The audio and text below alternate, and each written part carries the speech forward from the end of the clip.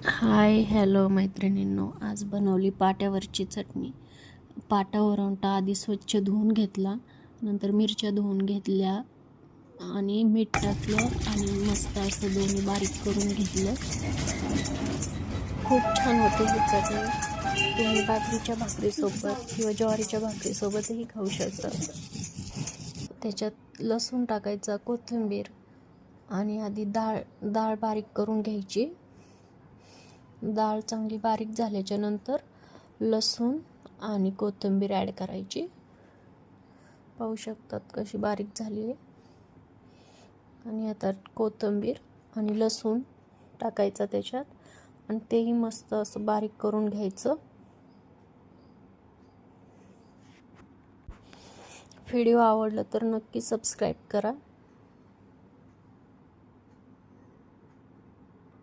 आणि ही चटणी एकदा नक्की ट्राय करून बघा, खूप छान लागते.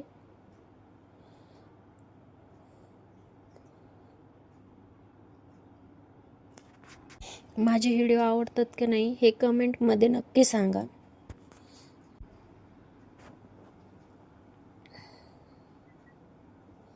पहा कशी एकजीव करून घेतली पूर्ण.